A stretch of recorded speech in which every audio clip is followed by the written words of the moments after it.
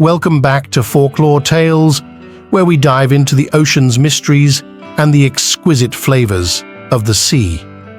Today, we're featuring a special guest from the tropical depths, the triggerfish yellow margin. This fish isn't just a feast for the eyes, it's also a culinary delight, especially popular in traditional Okinawan dishes. With its flat body, robust fins, and sharp teeth, the triggerfish yellow margin is an expert at foraging through sandy bottoms and coral reefs for food. It prefers crustaceans and mollusks, which make its flesh sweet and rich in flavor. But the triggerfish yellow margin isn't just about good food. It's also a fiercely territorial creature, ready to defend its home against any intruders, especially during breeding season. Much like the Titan triggerfish, the triggerfish yellow margin becomes quite aggressive during the breeding season, and divers can sometimes be on the receiving end of their temper. However, they don't have as strong a bite as the Titan triggerfish, making them less dangerous. Unlike many other fish species that lay their eggs and leave, the triggerfish yellow margin meticulously nests and guards its eggs until they hatch, showcasing a rare maternal instinct among fish. Now that we've learned more about these brave warriors of the ocean and their remarkable behaviors, let's move on to the part I know you've all been waiting for: how to turn the triggerfish yellow margin into a gourmet meal. Follow me to the kitchen, where we'll learn how to bring the flavor of the ocean alive on your very plate. Welcome to today's tutorial on fish preparation. Here we have a rather large triggerfish, known for its armor-like scales. Today, we'll be filleting this fish together and preparing it for a delicious meal.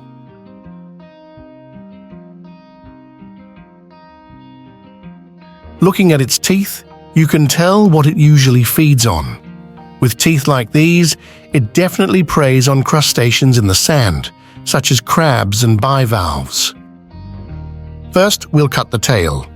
While you ask, this is an essential step for easier handling. With this large deba knife, cutting through the tough scales is no longer a challenge. See?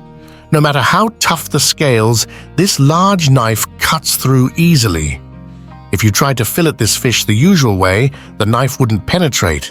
But by inserting the knife from the inside, we can easily slice through the skig through the tough scales is no longer a challenge. Just flip it over and do the same.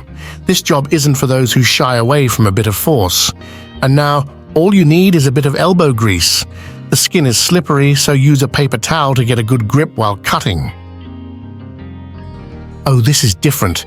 The skin on this triggerfish isn't peeling off as easily as others I've prepped before.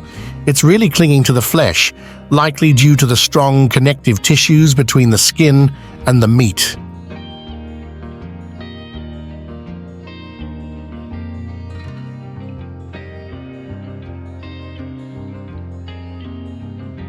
Now we have to use scissors.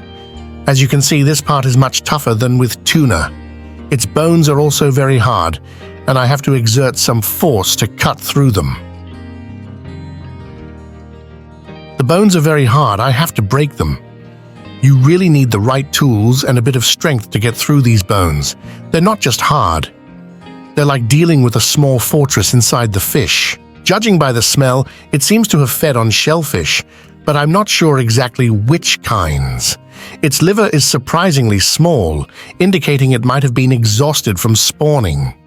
The flesh is covered by tight connective tissues, so it's not great for sashimi. So today, let's make a soup and a butter-fried dish. Now let's fillet this fish into 3 pieces. Along the way, I'll share a bit of insight. You can often tell if a fish is going to be delicious by its smell and the feel of its flesh.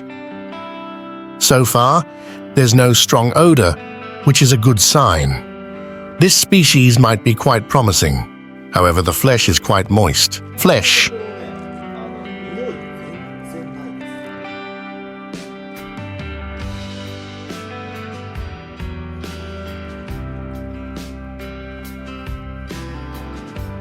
Now here's a little trivia I always like to share when filleting this type of fish. Some of you might find it repetitive, but for our new viewers, this is fascinating stuff. Filefish and triggerfish, like the one we're working with, aren't fast swimmers. They usually flutter their fins gently and move slowly. To sustain this continuous fin movement, their muscles are made up of what we call red, slow twitch fibers. On the other hand, the white muscles in the center are fast twitch fibers, used for rapid tail movements that allow for quick bursts of speed. No other fish shows such a clear distinction between slow twitch and fast twitch muscle fibers like this one. By looking at the muscle structure and teeth, you can often tell how a fish swims and what it eats. Isn't that interesting? Now that we've learned a bit more about our fish, let's get cooking. Today, we'll make a delicious soup and a butter-fried dish with these fillets. First, we chop the triggerfish bones into manageable pieces. These bones are tough, but they're packed with flavor, ideal for a hearty broth.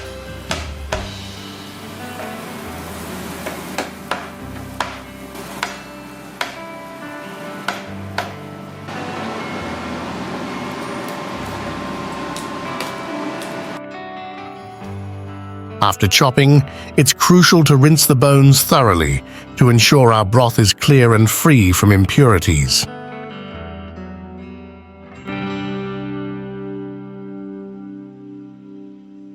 We'll quickly blanch the bones to remove any remaining impurities. This step is essential for achieving that pristine, delicious broth.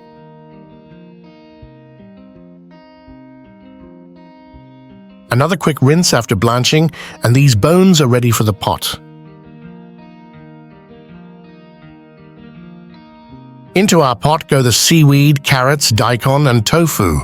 These ingredients will complement the natural flavor of the triggerfish beautifully.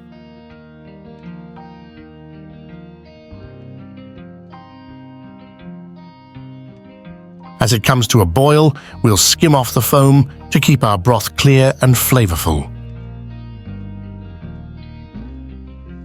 A splash of sake, a pinch of salt, and our special sauce go in now to enhance and marry all the flavors together. All right, our soup is perfectly cooked. Let's get ready to serve. This is where we turn our dish from just tasty to truly beautiful. For garnish, we'll add some finely chopped green onions for a fresh burst of flavor, and a sprinkle of barrow onions, which add a subtle sharpness that complements the tender fish perfectly. Oh, that's just divine. The broth is silky and deeply flavored from the bones of the triggerfish, enhanced by the umami from the seaweed and the subtle sweetness from the carrots and daikon. The fish itself is tender, melting in your mouth with each bite. It's a dish that truly warms the soul.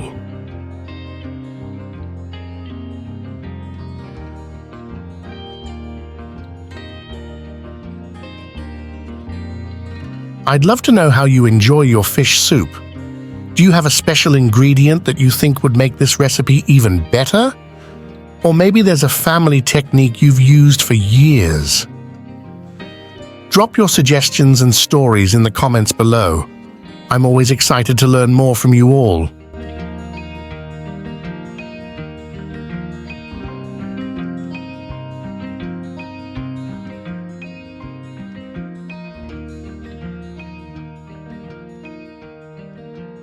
Now, let's move on to our butter-fried triggerfish fillet. We're aiming for a golden crust with a tender, juicy interior. We'll cook these until they're beautifully golden on each side, making sure not to overcrowd the pan to allow each piece to fry perfectly.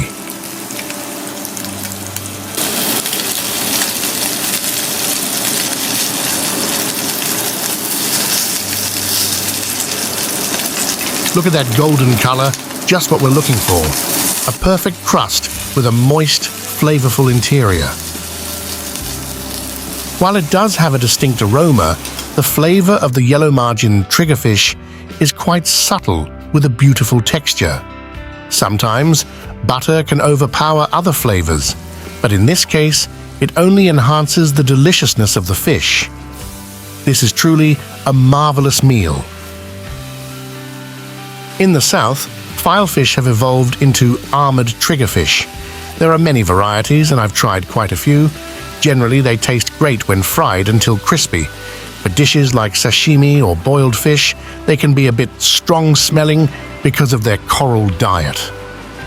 However, triggerfish species that don't feed on coral, like the yellow margin, tend to be of very high quality and have an incredibly delicious taste.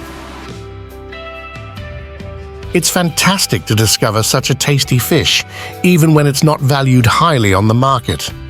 You might not often find yellow margin triggerfish for sale, but if you do come across them at a reasonable price, I recommend giving them a try. They are surprisingly delicious. Thank you for watching until the end. Before we sign off, I'd like to ask you, do you have any tips for reducing the fishy smell when cooking? Or do you have a favorite spice that enhances the flavor of fish?